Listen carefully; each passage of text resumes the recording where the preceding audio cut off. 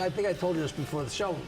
I get a job at the Riviera, like headlining at the Riviera in Las Vegas. Yeah. But you don't get that the day before. It's like a month or probably 2 months in advance. I have a booking.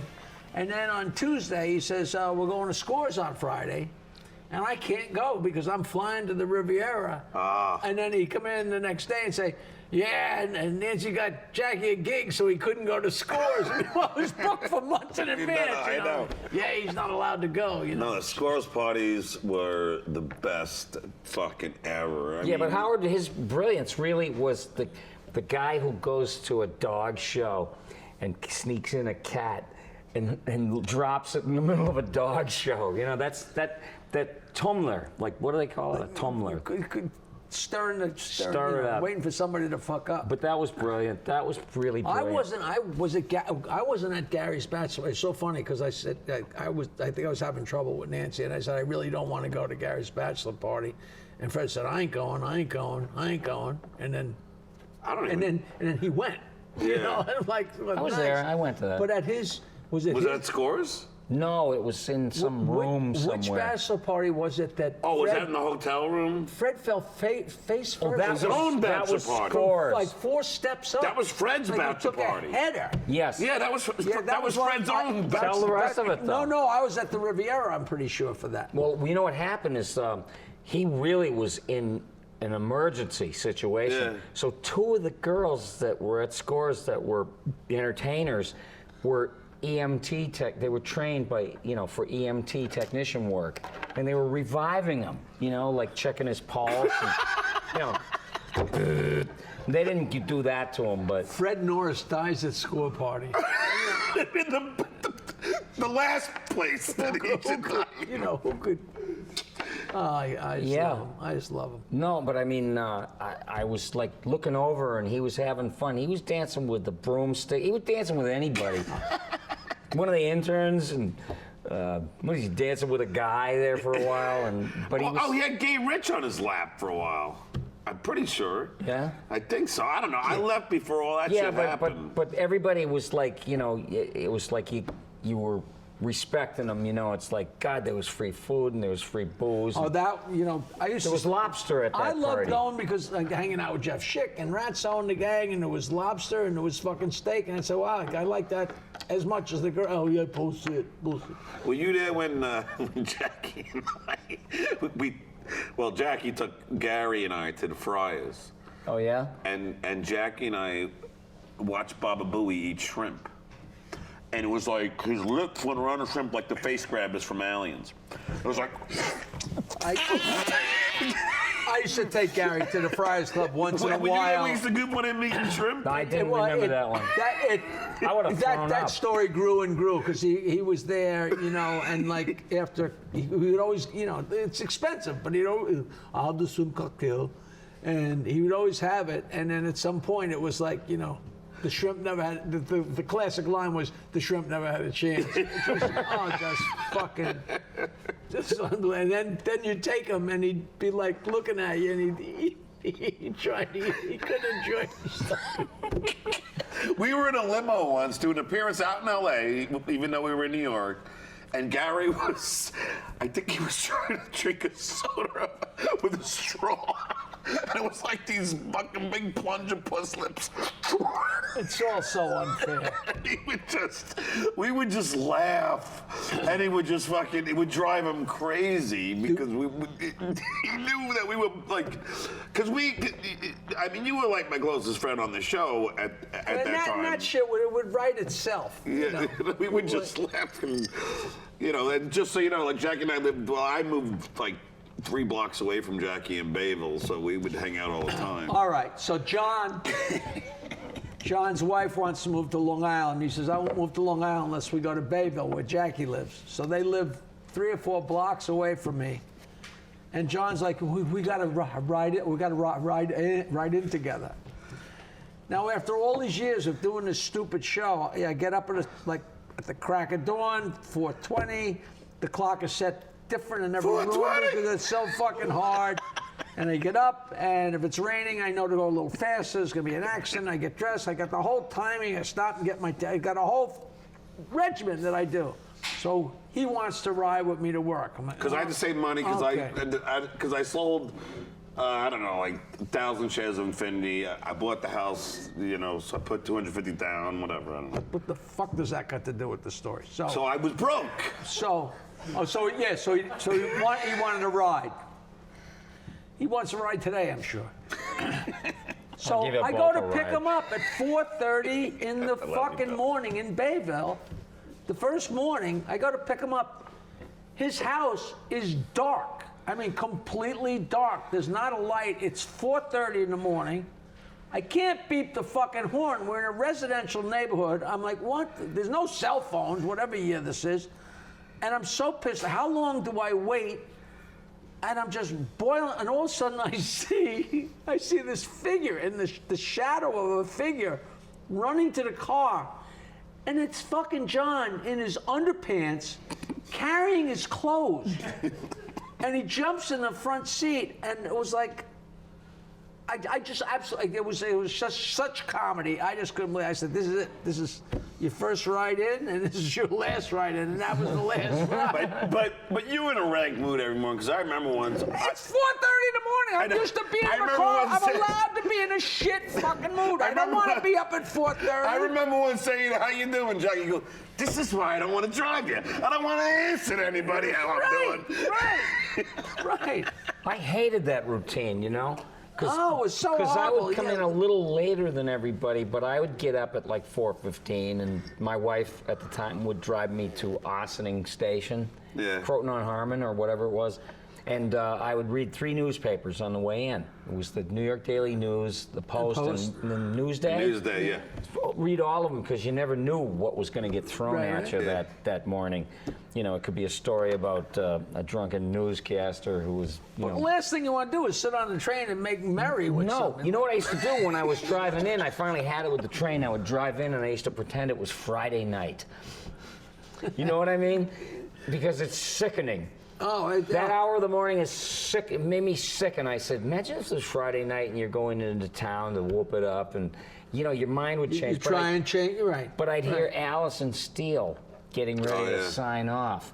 The great Allison Steele was You know like it's late. the first FM jock. Yeah, she was famous. What was it, Queen of Night, or? And she did a bit with us for the show. It was the Woodstock Minute. Yeah, which And was she where you were narrated Larry it. Fine. Yeah, but I mean, what gave it so much class is that it was the her. Allison Steele. What the hell was it? The Nightbird. Yeah, the Night Bird. Yeah, so I'd hear her getting ready to sign off, and some nights before you'd hear a record go, and then you expect to hear, "This is Allison Steele, the Nightbird," and I said, "I don't hear Allison Steele, the Nightbird," She's and I dead. don't hear anything. No, I heard she was falling asleep towards the end. Poor lady, you know. Nodding out. And her sign-off song was "Flying" by the Beatles, which would put me half to sleep as I was driving. I'd be like, you know, Shit, I felt bad. I hocked the loogie on her fucking cheek. What? On Allison Steele. Yeah, the Channel 9 show. I was doing an interview. I was asking if she still used tampons, and I fucking stuttered and hocked the fucking loogie on her cheek and had to wipe it off for her. That show. Oh, that officer, I have no idea who these people are. fucking great. Oh, man. The Channel 9 show, I mean, was. Well, you were on the tip. Look, Conan O'Brien stole the bit that you did with the. Remember the dart kill? The midget who was shooting darts at ladies' assholes. Oh, I forget that. Remember the midget who would shoot blow darts at ladies' assholes? I remember we had. I never did that. Yeah, then we had the. What are you on? No, we had the picture of the guy I think talking. he's on the stuff. Yeah, I think. I Really? always You don't did, you know, and now Well, I'm that's the beginning to kids. believe I It's a was different right. I will bet generation. you It's a $1 different- million. this kid. Different generation. And then you did the voice of the guy, and where you put the Jackie. You have to remember. Where you put the two Don't drag lips. him into this. You know, where we had the lips You need move help. up and down, and then Billy did the voice. I don't remember that. And then Conan ended up doing the same thing, where he had the two lips. Clutch Cargo? No. Sorta. I was Well, there's on, a face, but there's real lips. I was, Yeah. but I mean, and that happened. I swear on my life that we did that. But the Channel 9 show was awesome. I mean, I think we beat SNL in a lot of the markets that we were on. In New York. One of my favorite things, Al Rosenberg said that I said the funniest thing he ever heard, and I think he's very funny. In the whole Channel 9 show, there were only 2 things that we didn't air out of all the bits we ever did. One was, I don't know if you remember, we put fucking Fred on a cross. And he looked like fucking Jesus, and it was so fucking real. But he was lying down, and he was on the cross, and pulled the plug on that. And Howard said, no, I'm sure it wasn't Howard. Somebody said, no, we ain't doing that. I remember by the grace of God, we got away with Cheech and Chong on the donkey for the nativity scene, which is one of the classic. But the other thing that didn't make it to the air was Handicap Beat the Clock. Do you remember that? Yeah, I remember. And we had a guy in Handicap Beat the Clock. And there was, I swear to God, there was a guy in a wheelchair competing against a guy with one leg. And the guy with one leg was such an obnoxious prick. He rubbed everybody the wrong way, and everybody fucking hated him. And I don't remember, but Al Rosenberg said that I came over to him and said, that guy didn't lose his leg, it left. Put a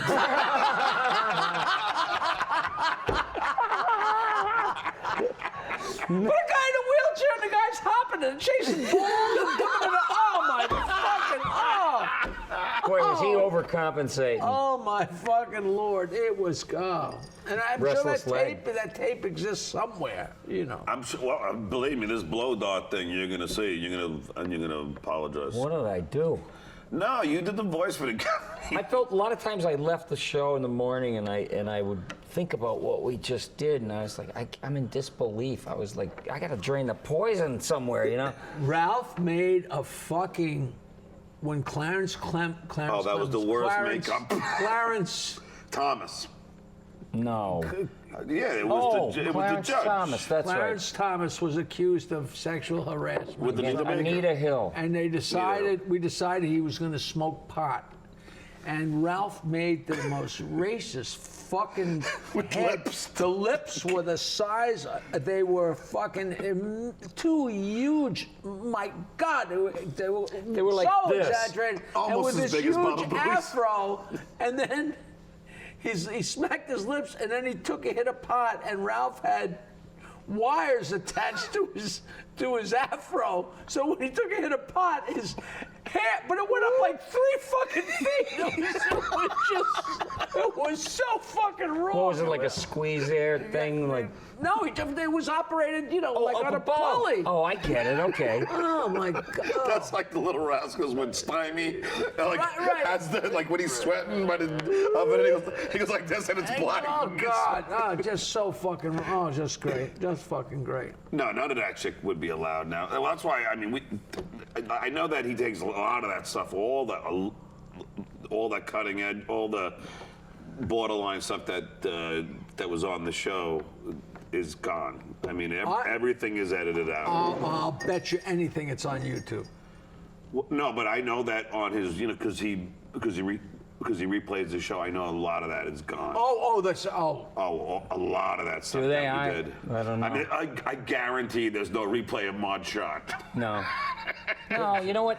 The thing was, nobody had any complaints with that. It was always one uptight white guy who felt that he was the defender of all black people. When we were doing that kind of stuff, it was like really pointing up the grotesqueness of racism. And it would always be one uptight white guy, like the black guy would call and go, I know that's Philly West. I know that's him. Yeah. You know, laughing his ass off. And then the guy's like, oh, fine. You know, yeah, what's on your mind, sir? And he'd be like, here you are, like, tearing at the grout of this beautiful mosaic called New York, you know, and you should be really proud of yourselves, you know. And I'm like, shit. yeah. Where do we get to the homo stuff, Mac? Yeah, really.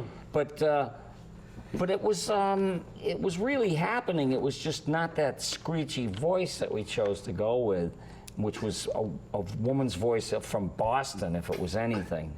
Well, you created the voice. No, you know what it was? It was my impression of Louise Day Hicks, who was school superintendent in Boston when they had the enforced busing. Oh, really? You know, and she was like, you know, Boston's a different these planet. are our children. You know, and it's like, we gotta protect these children against them. You know, and so when Howard heard me doing that, he said, that Marge shot that's in the news, why don't you do it as her, you know, and say the stuff that she says? And so it rang because it was just so absurd. What ran through my mind all the time is if you're just somebody who randomly got in the car Yeah. and randomly turned on the radio and were just going through the stations and you got to that like, whoa, you know, Yeah. unbelievable. Ice water enema. Oh, God. Oh! That's fucking great. But, you know, that's just as how many years ago are we talking? Like almost 30? Yeah, but it's one of the, look, it's iconic. Yeah. I mean, this stuff is iconic. And like, my favorite thing is, Jackie would get a lot of shit, but whenever when Howard Robin would do a news story about some tragedy, Oh, of course. Fred would play the Jackie laugh. And then people would see Jackie Would go, think it was- how dare you laugh? That was at so something great. like that. And the was kid, so fell, great the because- kid fell 26 stories. And the thing is, Fred should have got all the blame, or he should have got all the credit. But I got all the blame and all the credit. And you know, and it was my fucking fault because The woman gets stabbed 12 times. we're sitting there on the air, and we're sitting there on the air, and every once in a while Fred would go, and finally one day I said, what the fuck is that noise? He says, that's you. I said, you're out of your mind. And then I listened back to a tape of me. I remember Jimmy's Comedy Alley, and I told a joke, and I must have been walking up and down the stage in between the jokes. I said, oh, they get the other side. And as I'm walking along, and I heard it. I said, motherfucker. And what did I do? Like a fucking moron? I came in and said, Fred, I really do that. I heard it. Here. And I gave him the fucking yee. So he pulls off the yee, and then he started taking all the noises, and then he had a whole army of them, and then it was a very distinct. I can almost. I remember. Did you get a lot of shit for like I in Babel? remember the first time it happened. I'm not sure, but it was something like a guy was driving along the highway and he stopped, and the cops caught him fucking a deer or something that crazy, and all of a sudden, and it was like everybody's heart stopped. But it worked big time, and now They would lean into it, too. After that, it was off to the and then. But Howard, people thought it was you well, laughing. Howard played into the. To me, it They sounded leaned so into it. fair. You go, oh, Jackie, how can you? Come on, Jackie. I know. Well, that's And the Howard's woman was- genius. and the woman That's was- his thing. And Howard, the woman was dragged for 4 blocks and she was dead.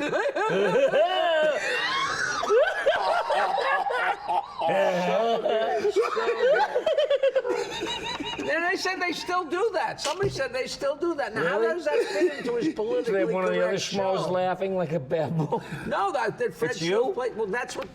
See, I never know if I'm getting the straight story from people. They say he still But if you plays. had a nickel for every time you went, I'd be a rich man. you would. My original one was not even meant to sound like it was just like the puppet kind of. You know, that spent party voice. Where it's like double. It's double, yeah. It was like, you know. And then he kept just like, please don't make me laugh. You know my lips are chapped.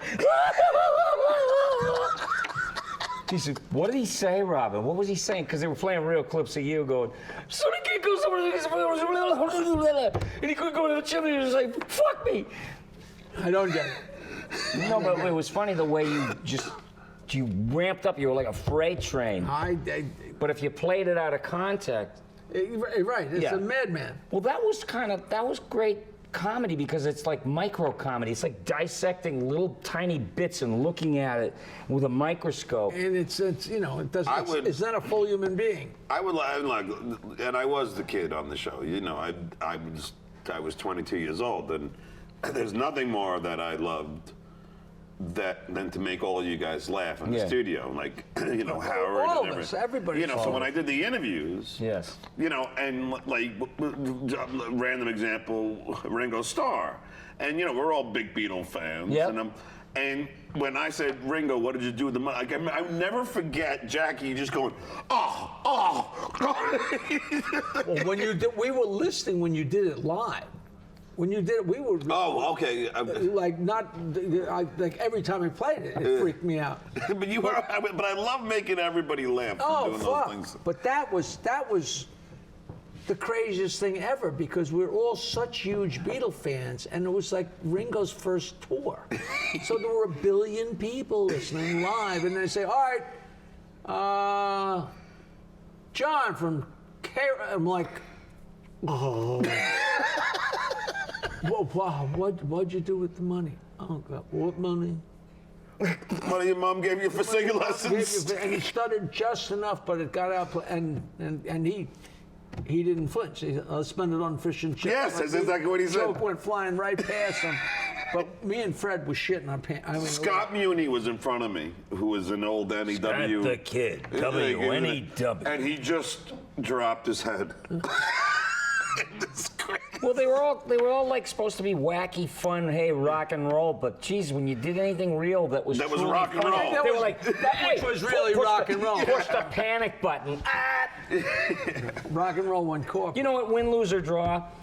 I'm so glad that I was there because it was a great experience.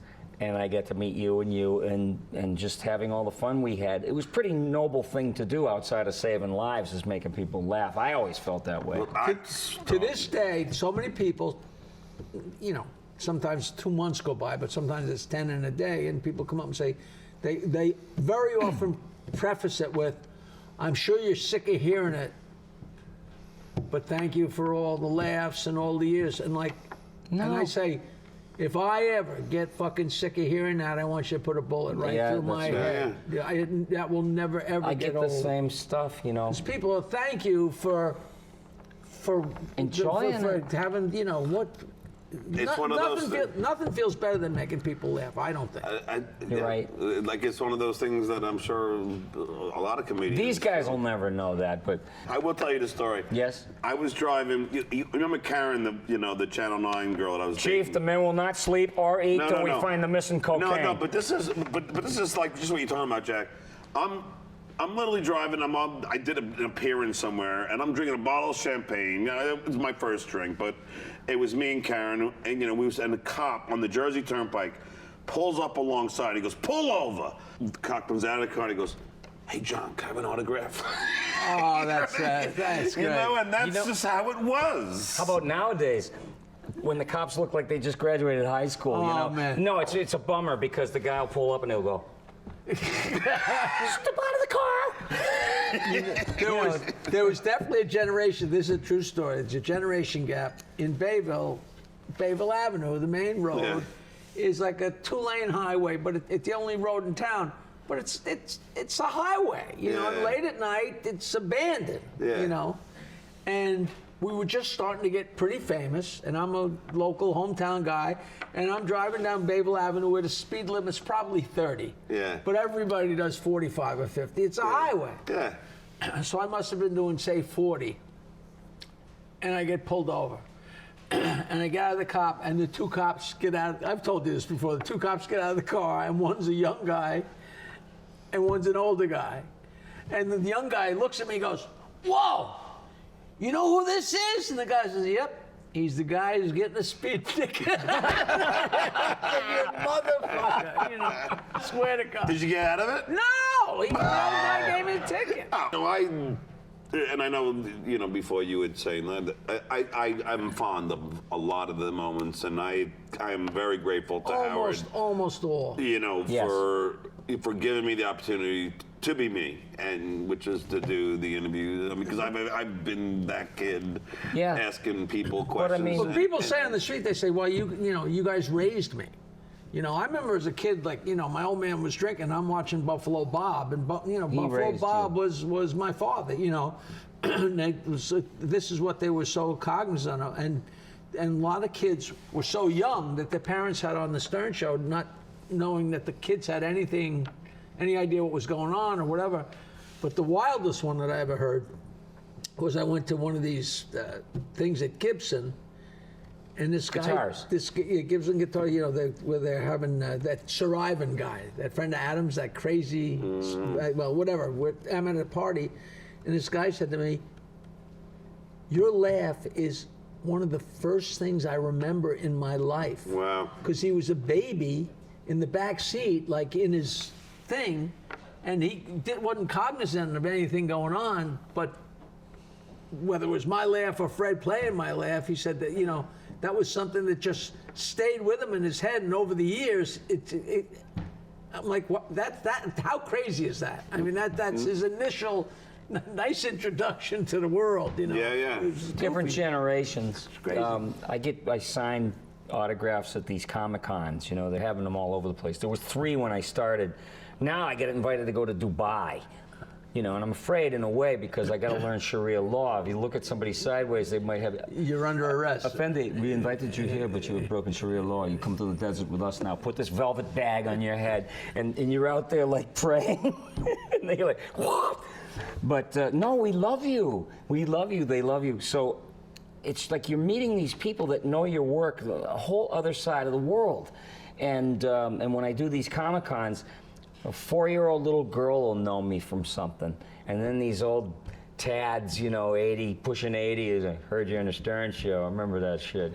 And it just crosses. Yeah, and it's cross-generational. It's great. And I go, I was just always lucky that, whatever happened, whatever you hated and whatever you loved, we wouldn't be sitting here if it hadn't happened the way it happened. We would not even be having a conversation. Well, if I could tell you one, and it's brief, but I'll tell you my favorite story of being on the Stern Show, and it was because I get a call from a school teacher in Manhattan. She, and she tells me that she has this 15, 16-year-old African-American kid named Conroy Arnold. He stutters really badly. Could I, talk to him because he looks up to me. Because I'm making, him feel okay that he stutters. He's got John's picture on the wall, and it says, "My hero." All right.